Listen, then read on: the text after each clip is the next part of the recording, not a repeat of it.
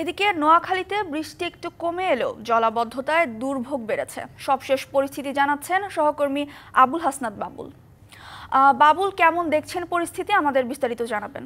নোয়াখালীর পরিস্থিতি গতকাল সন্ধ্যা থেকে এখন পর্যন্ত বৃষ্টির পরিমাণ যদিও কম, সেই কারণেই কিন্তু পানি কিছুটা কমছে, কিন্তু কিছুটা কমলেও আকাশের গোমট পরিস্থিতি দেখার কারণে পরিবেশ একেবারে বিপর্যয় হয়ে পড়েছে। যেমনটি সাধারণ মানুষ বলছেন, যদি এইভাবে বৃষ্টিপাত যদি কম থাকে তাহলে হয়তো পানি ধীরে ধীরে কমতে শুরু করবে, কিন্তু থেমে থেমে যে পরিমাণ বৃষ্টি হচ্ছে, যদি গত 2-3 দিনের তুলনায় যদি বৃষ্টি ওইভাবেই চলতে থাকতো তাহলে কিন্তু পানি মোটেও কমতো না এবং পানির পরিমাণ কিন্তু আরো বাড়তো, ফলে জনসাধারণের দুর্ভোগও কিন্তু আরো বাড়তো। তো মানুষ আশঙ্কা করছেন যে গতকাল সন্ধ্যা থেকে এখন পর্যন্ত যে ধীরগতিতে বৃষ্টি হচ্ছে একেবারে পরিমাণে কম, সেই তুলনায় কিন্তু এভাবে আগামী 2-3 দিন যদি থাকে তাহলে হয়তো নোয়াখালীর জলাবদ্ধতার দুর্ভোগ থেকে মানুষ মুক্তি পাবেন বলে এমনটি স্থানীয় বাসিন্দারা জানিয়েছেন।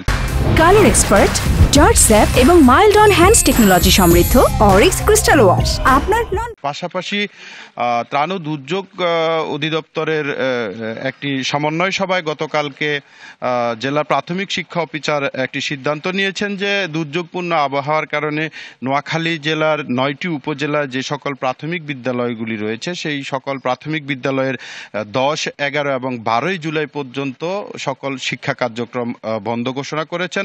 পরবর্তীতে 12 জুলাইয়ের পরে পরিস্থিতির উপর নির্ভর করে প্রাথমিক বিদ্যালয়গুলি খুলবেন কিনা সেরকম সিদ্ধান্ত তারা নেবেন বলে আমাদেরকে জানিয়েছেন।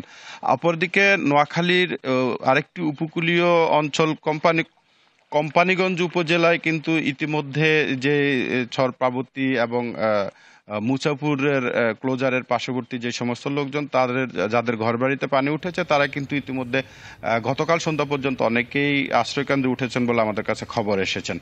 তো এই ছিল নোয়াখালী থেকে আমার কাছে জলাবদ্ধতার সর্বশেষ। বাবুল, ধন্যবাদ আপনাকে।